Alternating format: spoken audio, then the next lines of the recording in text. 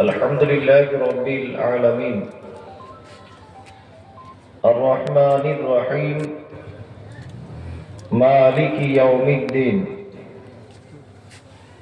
إياك نعبد وإياك نستعين اهدنا الصراط المستقيم صراط الذين أنعمت عليهم غير المغضوب عليهم ولا الضالين آمين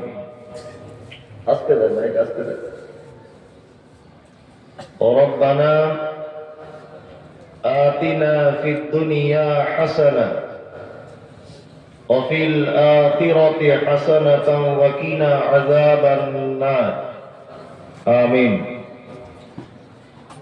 ربنا ظلمنا أنفسنا وإن لم تغفر لنا وترحمنا لنكونن من الخاسرين آمين اللهم صل على محمد وعلى آل محمد كما صليت على إبراهيم وعلى آل إبراهيم إنك حميد مجيد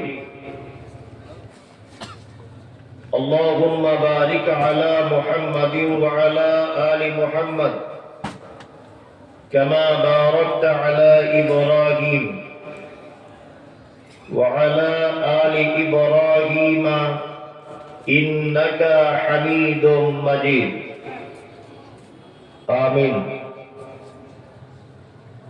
رب اشرح لي صدري ويسر لي أمري واحلل عقدة من لساني يفقه قولي ربي زدني علما اللهم فقهنا في الدين وقال الله تعالى أعوذ بالله من الشيطان الرجيم بسم الله الرحمن الرحيم اقرأ باسم ربك الذي خلق خلق الإنسان من علق اقرأ وربك الأكرم الذي علم بالقلم علم الإنسان ما لم يعلم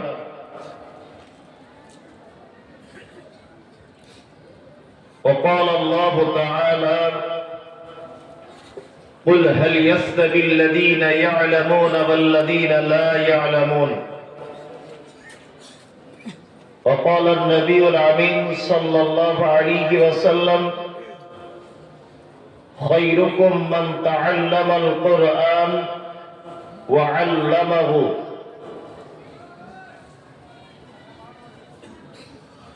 আজকের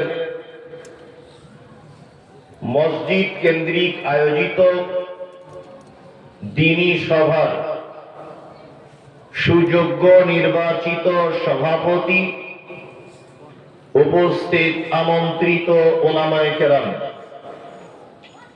বিজ্ঞাপিত অবিজ্ঞাপিত আজকের জলসার অতিথিবৃন্দ